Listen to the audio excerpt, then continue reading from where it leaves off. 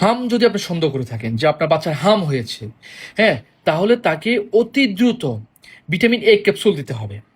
এই একটা মাত্র ওষুধ বাচ্চার চোখটাকে জটিলতার হাত থেকে রক্ষা করবে, চোখের ক্ষতির হাত থেকে রক্ষা করবে, চোখের বিষণটাকে সে রক্ষা করবে, ভিটামিন এ ক্যাপসুল।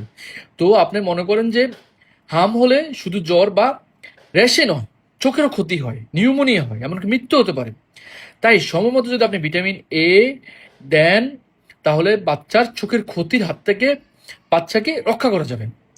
বাচ্চার বয়স যদি আপনার 6 মাস থেকে 11 মাস বয়স হয়ে থাকে, তাহলে আপনি 1 লাখ আইইউ একদিন দিবেন প্রথম দিন, হ্যাঁ, এবং পরের দিন আপনি একই ডোজ আবার দিবেন।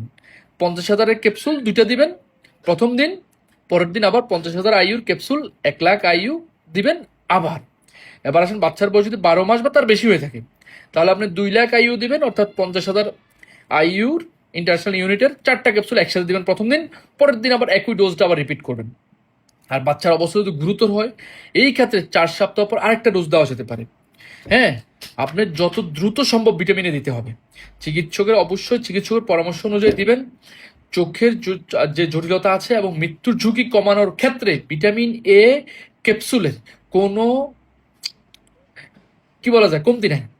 অবশ্যই অবশ্যই আপনি ডাক্তার দেখাবেন, ডাক্তারের পরামর্শ অনুযায়ী আপনি ডোজ দিবেন, কিভাবে খাওয়াবেন ডাক্তার আপনাকে সব কিছু বলে দিবে। হ্যাঁ, এটা সবাই শেয়ার করবেন। একটি শেয়ার আপনার দেখবেন যে আরেকটা বাচ্চার জীবন বাঁচাবে।